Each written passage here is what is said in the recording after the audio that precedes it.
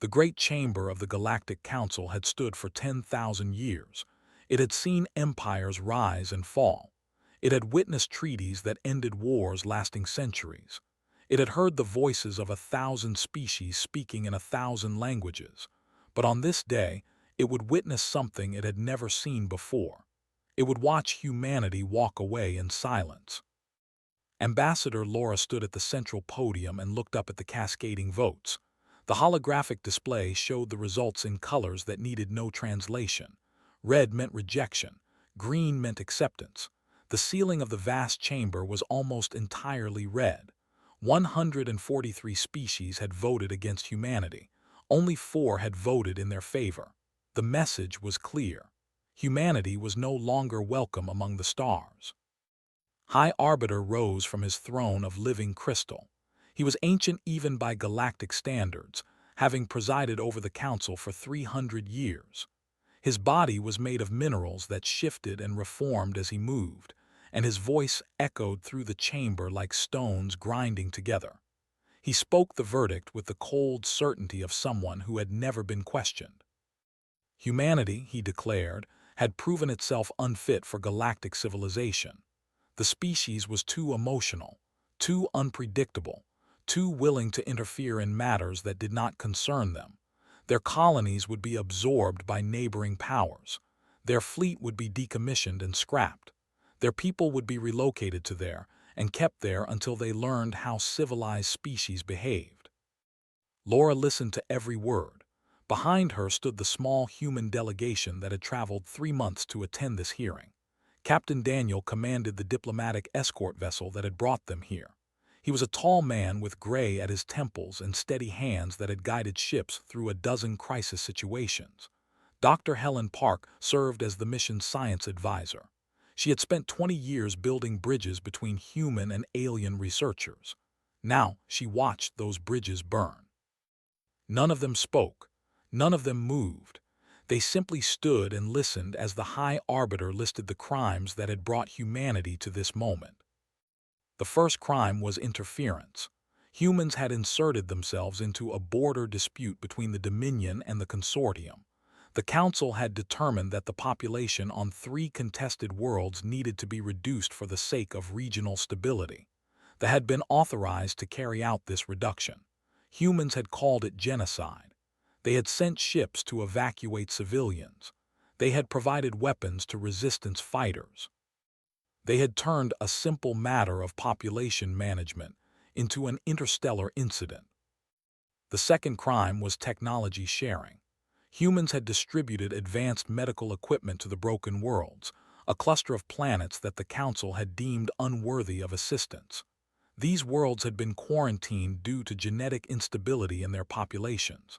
The Council had decided that nature should take its course. Humans had decided otherwise. They had cured diseases that were supposed to remain incurable. They had saved lives that were supposed to end. The third crime was asking questions.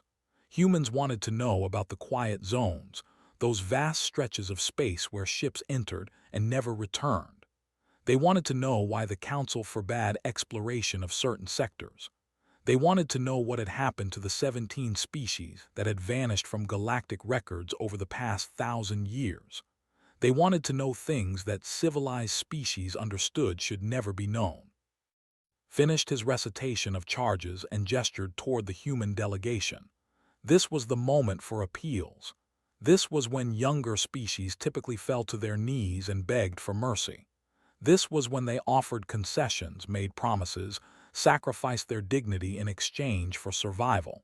The Council had seen it many times before. They expected to see it again. Laura looked at her team. She saw Daniel's jaw tighten and Helen's hands curl into fists at her sides. She saw the anger they were holding back, the words they wanted to say, the accusations they wanted to throw at the assembled representatives of galactic civilization. She also saw their trust. They were waiting for her to decide how humanity would respond to its own execution. She turned back to face the Council. 143 species watched her with varying degrees of contempt, pity, and curiosity. Some of them had worked alongside humans for decades. Some had benefited from human generosity without ever acknowledging it. Some had actively campaigned for this moment, eager to claim human colonies and human technology for themselves. Laura said nothing. She simply turned and walked toward the exit. The chamber fell silent. This was not supposed to happen. Species facing judgment always had something to say. They always fought or pleaded or threatened or collapsed. They did not simply leave. Daniel fell into step behind her. Helen followed. The rest of the delegation moved as one, their footsteps echoing in the stunned silence. They walked past representatives who had voted to destroy them. They walked past former allies who had turned their backs. They walked past the High Arbiter himself, who stood frozen in confusion at this breach of protocol. A delegate shouted after them. Did they not understand what had just happened? Did they not realize that everything they had built was about to be taken from them? Did they have nothing to say? Laura paused at the threshold of the great chamber. She turned back just enough to let her voice carry. She told them that humanity had plenty to say. They simply had no one worth saying it to. Then she walked out, and the doors closed behind her. The journey back to their ship took them through corridors filled with alien species going about their daily business. Word had not yet spread about what had happened in the council chamber. Merchants still haggled in the trading sections. Diplomats still whispered in private alcoves. Children of a dozen species still ran and played in the public gardens. Helen asked Laura what they were going to do. Laura kept walking. She told Helen that they were going to do exactly what the council expected. They were going to leave. Daniel asked if she meant to abandon their colonies, their stations, everything they had spent 50 years building. Laura nodded. She said they would leave it all behind. Every world, every outpost, every piece of infrastructure. They would pack up their people and go home. The captain stopped walking. He asked if humanity was just going to accept this. After everything they had done, after all the lives they had saved, after all the times they had helped species who had no one else to turn to, were they really going to walk away without a fight? Laura finally stopped and faced him. Her eyes were dry, but her voice carried a weight that made both Daniel and Helen fall silent. She told him that humanity was not walking away from a fight. Humanity was refusing to fight a war they could not win. The council had numbers, technology, and 10,000 years of established power. Humanity had nothing but their principles. But principles, she said, were worth something. And sometimes the most powerful thing a person could do was simply refuse to participate in their own humiliation. The council wanted humans to beg. They wanted them to fight. They wanted a reaction they could point to and say that this was why humanity had to be contained. Humanity would give them nothing. They would leave in silence, and they would let the council discover what the galaxy looked like without humans in it. The ship launched an hour later. As it pulled away from the station, Laura stood at the viewport and watched the lights of the council headquarters grow smaller. Somewhere in that massive structure, the most powerful beings in the galaxy were congratulating themselves on removing a threat. They had no idea what they had actually done. They had made humanity angry, and an angry human was a patient human. The galaxy would learn that lesson soon enough. 3 months passed after the judgment in the council chamber. In that time, humanity did exactly what Laura had promised. They packed their belongings, collected their citizens, and left. Every colony, every research station, every trading post was handed over to whoever claimed it. The process was orderly, efficient, and completely silent.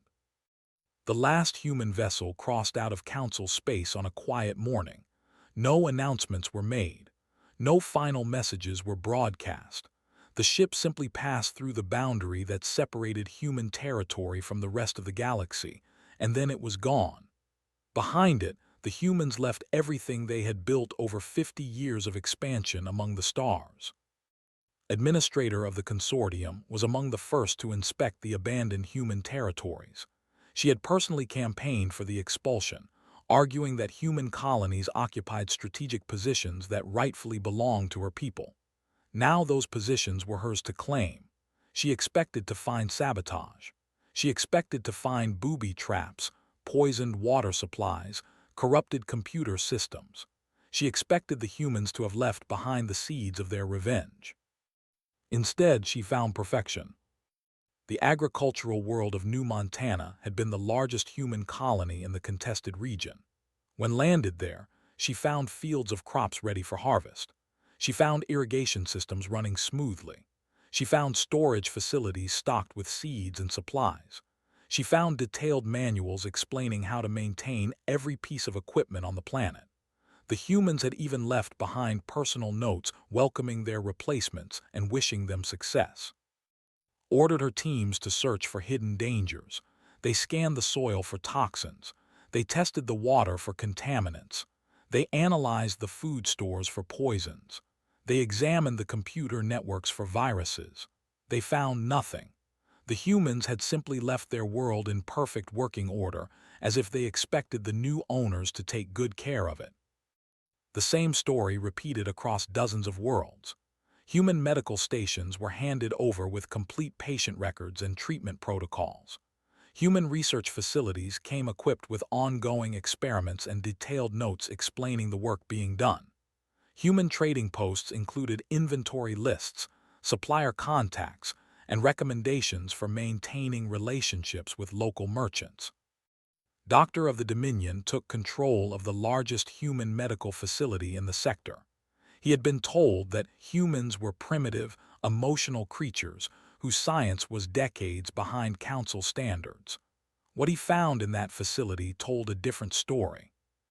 The humans had been working on cures for diseases that did not affect their own species. They had been developing treatments for conditions that only existed in populations they would never meet. They had been spending their time and resources solving problems that were not their own. Spent days reading through the research files.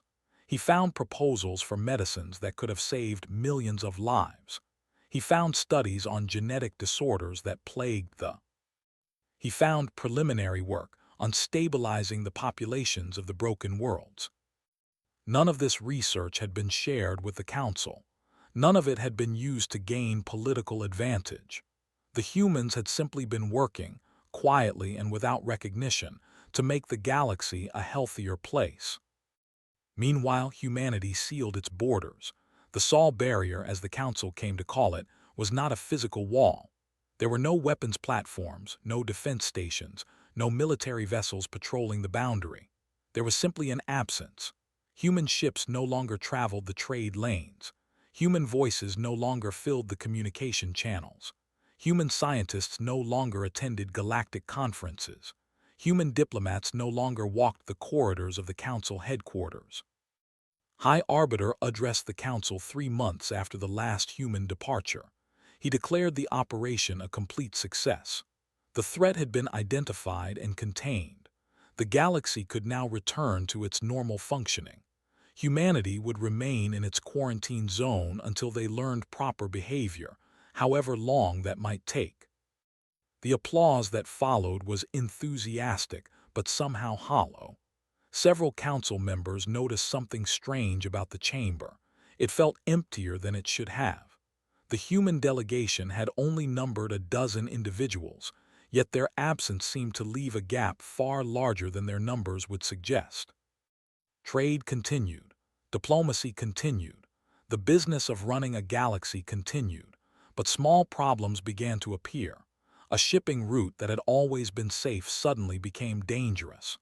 Pirates who had avoided certain sectors for years began raiding with impunity. When the Council investigated, they discovered that human patrol vessels had been quietly protecting those routes without asking for compensation or credit. A scientific collaboration between 6 species fell apart when the coordinating body dissolved. The project had been studying stellar phenomena near the galactic core, important work that could have predicted dangerous radiation events. When the Council looked into why the collaboration had ended, they learned that human researchers had been organizing the meetings, translating between scientific traditions, and resolving disputes between teams. Without them, the participating species discovered they could not work together. an emergency response network that had saved thousands of lives during natural disasters went silent. The network had been funded, built, and operated by humans.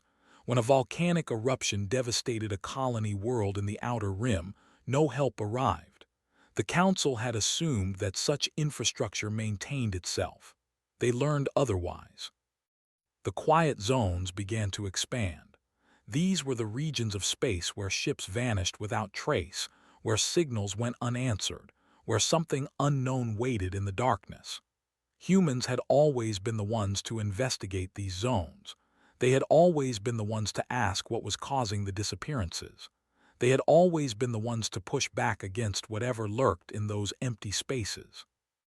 Now no one was watching. No one was asking questions. No one was paying attention to the slow growth of the darkness at the edges of the map. Noticed it first. The consortium bordered one of the largest quiet zones, and her people had always relied on human vigilance to keep them safe. Now human ships no longer patrolled that border. Human sensors no longer tracked the movements of the unknown.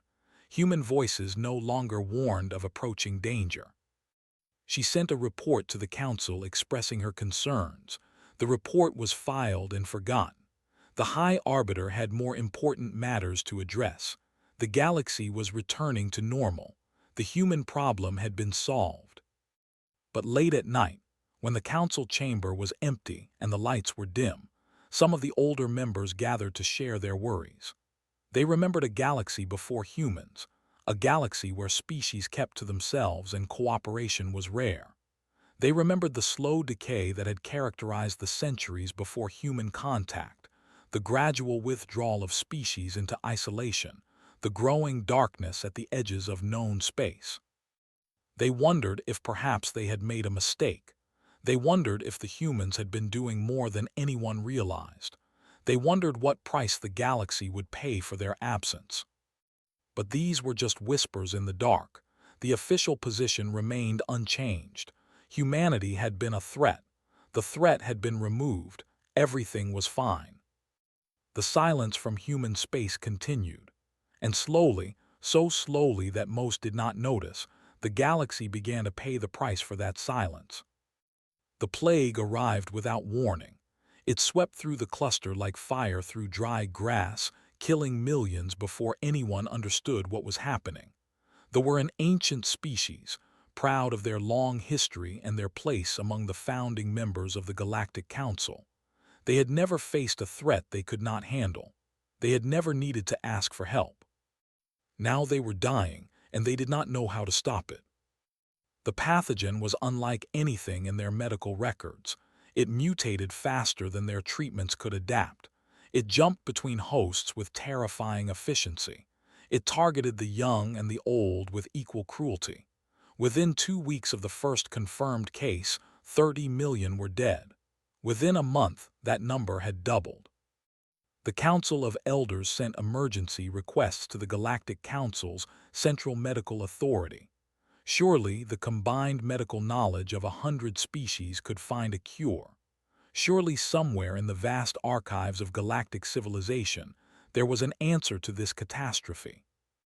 The Central Medical Authority responded with bureaucratic efficiency. They assembled teams. They reviewed protocols. They scheduled meetings. They formed committees to study the problem. By the time they finished organizing their response, another 10 million had died. Then someone discovered the truth. A junior researcher digging through old files found a series of reports from human medical teams. The humans had identified this pathogen years ago. They had developed treatments. They had created rapid response protocols specifically designed for situations like this. All of that work had been stored in databases that were now locked behind the Sol barrier. The cure eventually came, but not from the Central Medical Authority. It came from a researcher named Doctor, the same doctor who had inherited the human medical facility 6 months earlier. He had spent those months reading through human research files, and he had found preliminary work on the exact type of pathogen now killing the. Using that work as a foundation, he developed a treatment that finally stopped the plague. 60 million died before the treatment reached them. 60 million lives lost because the galaxy had expelled the species that had been quietly protecting it for decades. The elders demanded an investigation. They wanted to know how the Central Medical Authority had failed so completely.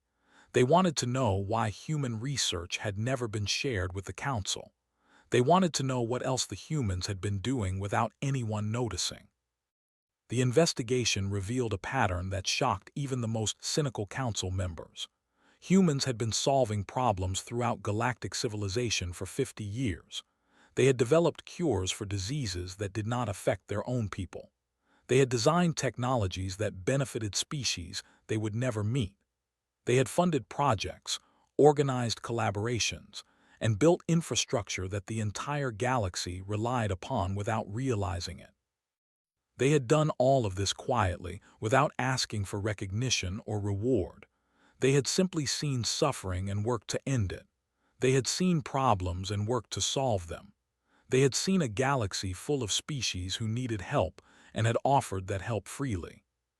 Now they were gone, and the galaxy was discovering how much it had depended on them. The border dispute flared into open warfare 8 months after humanity's departure.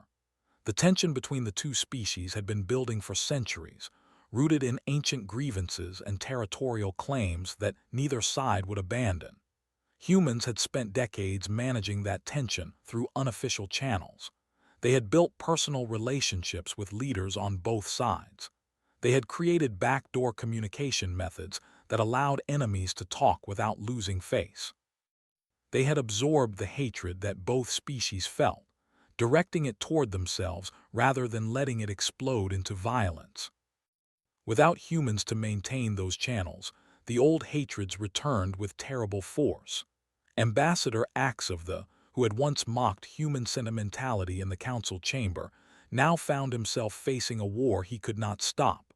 The fleet was advancing on colonies.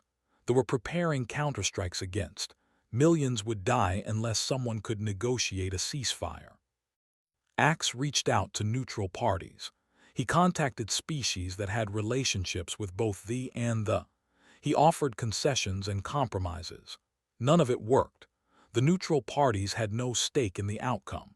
They had no reason to invest time and energy in stopping a war between two species that had nothing to offer them. Humans had invested that time and energy. Humans had cared about preventing suffering even when it did not benefit them. Humans had been the bridge between enemies because they believed that enemies could become friends. Without that bridge, the end had nothing to connect them except their hatred. The war entered its second year with no end in sight. The death toll climbed into the hundreds of millions. Entire worlds were reduced to ash. Civilizations that had existed for thousands of years were wiped from existence. And through it all, the Sol barrier remained closed. Humanity watched from behind its walls and said nothing. The quiet zones continued their expansion.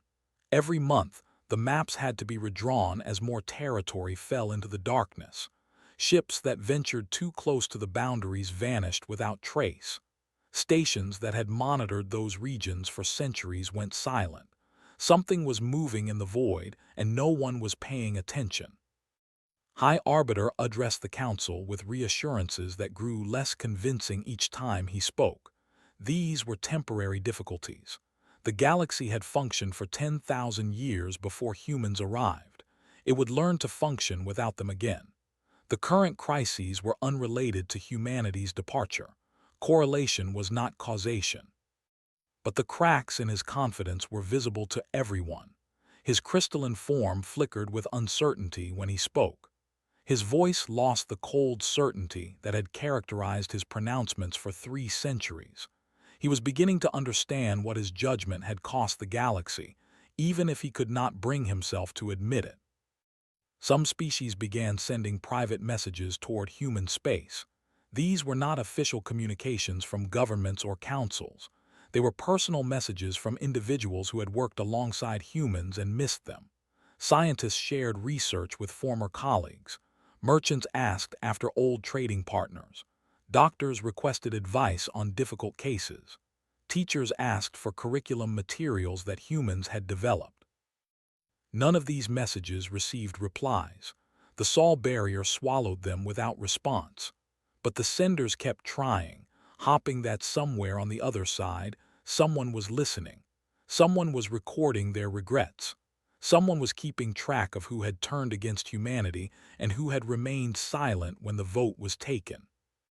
The galaxy was paying the price for its judgment.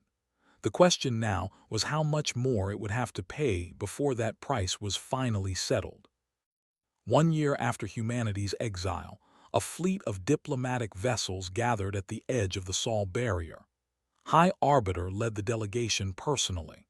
47 species had sent representatives, each carrying messages of reconciliation carefully worded by their governments. They had come to ask humanity to return. The journey to the barrier had taken 3 weeks. In that time, the delegation had passed through regions that showed the scars of the past year. They had seen refugee convoys fleeing the war. They had passed stations operating on emergency power because no one knew how to repair the systems humans had installed. They had received news of 3 more extinction-level events in progress, each one claiming millions of lives that might have been saved if human emergency networks still functioned. Had resisted this mission for months. He had argued that the Council could not show weakness by crawling back to a species it had just expelled. He had insisted that the galaxy would adapt to humanity's absence. He had maintained that the current difficulties were temporary and unrelated to the human departure. But the evidence had become impossible to ignore. The plague, the war, the expanding quiet zones, the collapse of scientific collaborations, the failure of emergency response systems, the rise in piracy, the breakdown of trade routes, every problem pointed to the same cause. The galaxy had been held together by threads that no one had noticed until they were cut. The delegation waited at the barrier for 3 days. No signals came from human space. No ships emerged to greet them. The barrier simply existed, a line on the charts that marked the boundary between the galaxy and its self-imposed exile. On the 4th day, a single vessel appeared. It was small, unarmed, clearly civilian. It crossed the barrier and approached the delegation's flagship at a leisurely pace. When it was close enough for communication, a familiar face appeared on the. Ambassador Laura looked exactly as she had 1 year ago. Her hair was perhaps a little grayer. Her eyes were perhaps a little harder, but her voice carried the same calm authority that had characterized her final walk from the council chamber. She welcomed the delegation to the edge of human space. She informed them that she would meet with High Arbiter alone, on a neutral station that humans had constructed specifically for this conversation. The rest of the delegation would wait at the barrier. Agreed, he had little choice. He transferred to a shuttle and followed Laura's vessel to a small station floating in the darkness between stars. The station was simple, functional, without any of the grandeur that characterized council architecture. It was a place for talking, nothing more. They met in a conference room overlooking the void. Through the windows, could see the distant lights of the delegation's fleet. They looked very small and very far away. He began with what he had practiced. The council had acted hastily. Circumstances had been misunderstood. Certain decisions might be reconsidered in light of new information. If humanity would agree to return to its previous role in galactic civilization, the council would be prepared to discuss terms. Laura listened without interrupting. When finished, she asked him a simple question. What role, exactly, did the Council believe humanity had played? The High Arbiter fumbled for words. His crystalline form shifted uncomfortably as he tried to articulate something he had never really considered. Humans had been useful, he admitted. They had contributed to various projects. Their presence had been beneficial in certain limited capacities. They had provided services that the Council had come to rely upon. Laura shook her head slowly. She told him that he still did not understand. Humans had not played a role. They had not provided services. They had not been useful in limited capacities. They had cared. They had seen a galaxy full of suffering and chosen to do something about it. They had worked without recognition because helping others was its own reward. They had accepted condescension and insult because they believed that patience would lead to understanding. But exile had taught humanity something important.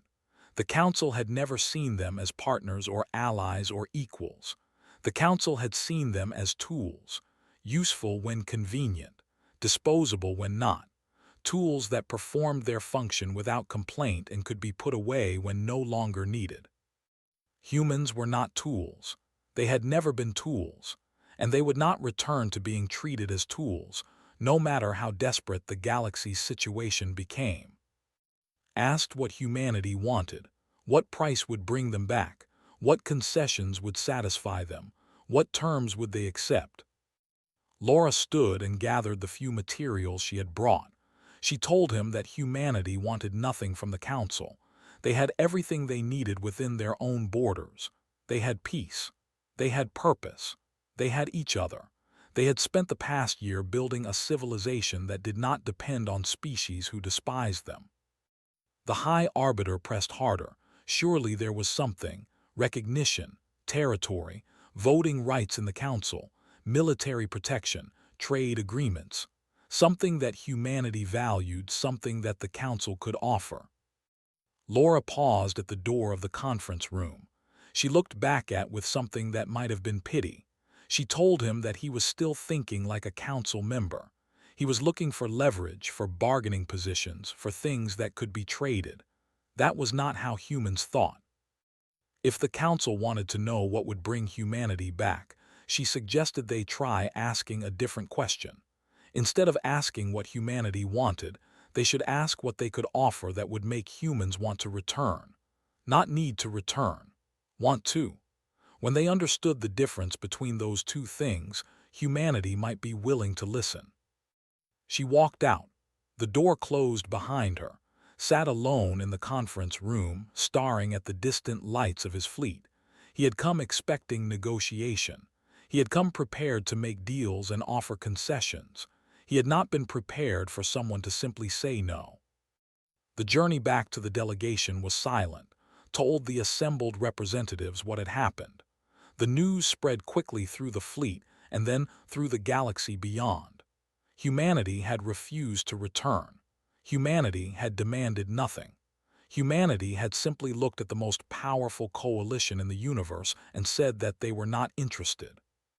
For the first time in 10,000 years, the Galactic Council faced a problem that votes and decrees and military force could not solve. They faced a species that had learned to live without them. They faced the possibility that the galaxy needed humanity far more than humanity needed the galaxy. The delegation returned home empty-handed. Behind them, the Sol barrier remained closed. Inside human space, life continued without reference to the crises tearing the galaxy apart. And somewhere in that silence, humanity waited to see if the Council would ever understand what they had lost. 5 years had passed since humanity walked out of the Council chamber in silence. 5 years of war and plague and disaster. 5 years of watching the careful structures of galactic civilization crumble one by one. 5 years of understanding, slowly and painfully, exactly what the galaxy had thrown away. The war had finally ended, not through diplomacy but through exhaustion. Both species had spent themselves into ruin. Their fleets were scattered wreckage drifting through contested space. Their economies had collapsed. Their populations had been decimated. The survivors looked at each other across the ashes of their civilizations and wondered what they had been fighting for. The quiet zones had swallowed another 12% of known space. Entire sectors had gone dark. Stations that had operated for had vanished without trace. Something was moving through those empty regions, something that grew bolder with each passing year. Without human ships watching the boundaries, without human curiosity pushing back against the darkness, the unknown had begun to spread. 3 more species had faced extinction events. 2 had survived through desperate measures. 1 had not. An ancient people known for their art and philosophy had been reduced to a handful of refugees scattered across sympathetic worlds. There was a tomb. Their culture existed only in memory. High Arbiter had resigned after the third year. His crystalline form had begun to crack under the weight of what he had done. He had retreated to his peoples and had not been seen since. The council continued without him, but it was a hollow thing now, going through motions that no longer seemed to matter. Laura had not been seen either. Some said she had retired to a quiet life somewhere in human space. Others said she was still working, still planning, still watching the galaxy tear itself apart and waiting for the right moment. No one knew for certain. Humanity kept its secrets well. On a cold morning in the 5th year after the exile, a small group of ships gathered at the Sol barrier. They were not council vessels. They carried no official delegations. They were civilian ships, piloted by ordinary people from a dozen different species. There was a doctor who had lost his family to the plague. There was a soldier who had grown sick of war. There was a merchant who remembered trading with humans before the exile. There were scientists and teachers and farmers and artists. There were people who had worked alongside humans and missed them. There were people who had never met a human but had heard stories about what they were like. They had come without permission from their governments. They had come without approval from the council. They had come because they believed that ordinary people could change extraordinary circumstances. They had come to apologize. Not for the council's actions. They could not undo what had been done, but for their own silence when the vote was taken. For standing by while a species that had given everything to the galaxy was cast out like garbage. For not speaking up when speaking up might have made a difference. They sent a message into human space. They did not know if anyone would hear it. They did not know if anyone would care. But they sent it anyway because doing nothing was no longer an option. For 3 days there was no response. The small fleet waited at the barrier, watching the stars and hopping for a sign. Some of them began to lose faith. Perhaps humanity had given up on the galaxy entirely. Perhaps there was nothing left to salvage. On the 4th day, the barrier opened. A ship emerged, larger than the diplomatic vessel Laura had used years before but still clearly civilian. It approached the waiting fleet and came to rest at its center. When the communication channels opened, a man's face appeared on the screens. Captain Daniel looked older than he had 5 years ago. His hair was entirely gray now. Lines had appeared around his eyes that had not been there before, but his voice was steady and his eyes were kind. He welcomed the visitors to the edge of human space. He told them that he could not promise anything. He told them that humanity had spent 5 years learning to live without the galaxy, and that many humans saw no reason to change that. He told them that the pain of the exile had not been forgotten and might never be forgiven. But he also told them that humanity had always believed in the power of ordinary people to change extraordinary circumstances. He told them that the messages sent over the past 5 years had been received and recorded. He told them that humanity knew who had turned against them and who had remained silent and who had tried, in small ways, to maintain the connections that the council had tried to sever. He invited them to cross the barrier. He invited them to come to Earth and speak for themselves. He could not promise that their words would make a difference. He could not promise that humanity would listen, but he could promise that they would have the chance to try. The small fleet followed his ship through the barrier. They passed into human space for the first time in 5 years, into territory that had become legend in its isolation. They did not know what they would find. They did not know what they would say. They only knew that they had to try. Behind them, the galaxy continued its slow collapse. Wars burned across a dozen borders. Plagues swept through populations that had lost their medical networks. The quiet zones crept ever closer to populated space. The council debated and delayed and failed to address any of it.